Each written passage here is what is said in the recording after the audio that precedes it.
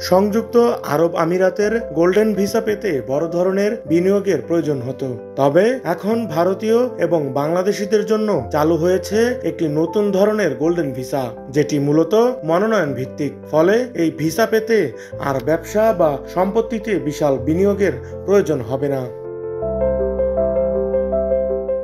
ভারতীয় সংবাদ সংস্থা পিটিআই এর প্রতিবেদনে বলা হয়েছে, আগে দুবাইয়ের গোল্ডেন ভিসা পেতে দেশটিতে কোনো ব্যবসা অথবা কমপক্ষে 2 মিলিয়ন দিরহাম মূল্যের সম্পত্তি কিনতে হতো। তবে নতুন মনোনয়ন ভিত্তিক ভিসা নীতির আওতায় ভারতীয় ও বাংলাদেশিরা 1 লাখ দিরহাম ফি দিয়ে দুবাইয়ের গোল্ডেন ভিসা পাওয়ার সুযোগ পাচ্ছেন। ভারতীয় গণমাধ্যম জানিয়েছে, আগামী 3 মাসের মধ্যে প্রায় 5,000 ভারতীয় এই নতুন ভিসার জন্য আবেদন করতে প্রস্তুত। ভারত ও বাংলাদেশের জন্য এই নতুন ভিসা পরীক্ষামূলকভাবে চালু করার প্রক্রিয়া চলছে।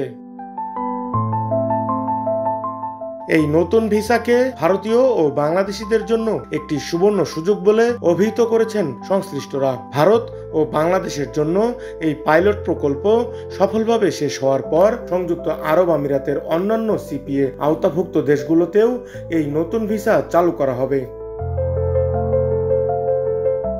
নতুন গোল্ডেন ভিসার আবেদন প্রক্রিয়া এবং অনুমোদনের বিষয়ে যাচাই করা হবে অর্থ পাচার এবং অপরাধমূলক কর্মকাণ্ডের রেকর্ড। এছাড়া আবেদনকারীর সামাজিক যোগাযোগ মাধ্যমও পরীক্ষা করা হবে।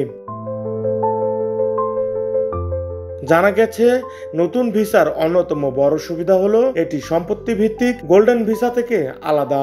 সম্পত্তি ভিত্তিক ভিসা সম্পত্তি বিক্রি বা ভাগ হয়ে গেলে বাতিল হয়ে যেতে পারে, কিন্তু মনোনয়ন ভিত্তিক ভিসা একবার পেলে তা স্থায়ী হবে। যারা এই ভিসার জন্য মনোনীত হবেন তারা পরিবারকে দুবাইতে নিয়ে আসতে পারবেন এবং তাদের ভিসার উপর ভিত্তি করে গৃহকর্মী ও গাড়ি চালক রাখতে পারবেন। এছাড়া তারা দুবাইতে যে কোনো ব্যবসা বা পেশাদার কাজ করতে পারবেন।